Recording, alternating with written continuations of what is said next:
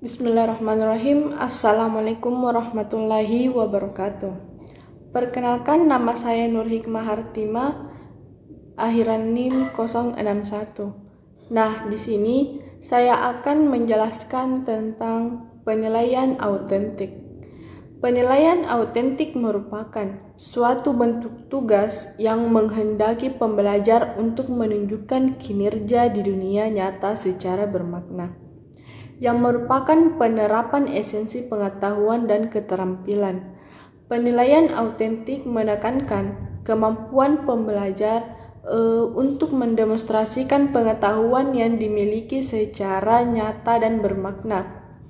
Kegiatan penilaian tidak sekedar menanyakan atau menyadap pengetahuan yang telah diketahui, melainkan kinerja secara nyata dan pengetahuan yang telah dikuasai. Tujuan penilaian itu adalah untuk mengukur berbagai keterampilan dan melacak kemajuan peserta didik. Dengan melakukan penilaian, perkembangan hasil belajar peserta didik dapat diidentifikasi, yakni menurun atau meningkat. Pendidik dapat mengecek ketercapaian kompetensi peserta didik agar dapat diketahui apakah peserta didik telah menguasai kompetensi tersebut ataukah belum menguasai. Selanjutnya, dicari tindakan tertentu bagi yang belum menguasai kompetensi tertentu. Hasil penilaian dapat pula dijadikan bahan informasi kepada orang tua dan komite sekolah untuk efektivitas pendidikan.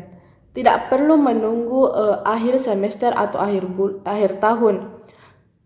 Komunikasi antar pendidik, orang tua dan komite harus dialin dan dilakukan terus-menerus sesuai kebutuhan. Selanjutnya, teknik penilaian autentik. Yang pertama, penilaian kompetensi sikap. Sikap bermula dari perasaan atau suka atau tidak suka yang terkait dengan kecenderungan seseorang dalam merespon sesuatu atau objek. Sikap juga sebagai ekspresi dari nilai-nilai atau pandangan hidup yang dimiliki seseorang. Sikap dapat dibentuk sehingga terjadi perilaku atau tindakan yang diinginkan. Sikap terdiri dari 3 komponen, yakni efektif, kognitif, dan konatif. Nah, selanjutnya penilaian kompetensi pengetahuan. Penilaian pendidikan merupakan proses pengumpulan dan pengolahan informasi untuk mengukur pencapaian hasil belajar peserta didik yang mencakup penilaian autentik, penilaian diri, penilaian berbasis portofolio, ulangan harian, ulangan tengah semester, ulangan akhir semester, ujian tingkat kompetensi, ujian mutu kompetensi, ujian nasional, dan ujian sekolah atau madrasah.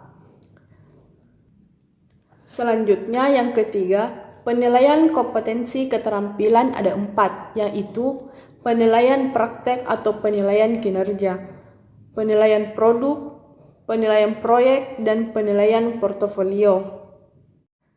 Nah, itulah penjelasan dari saya.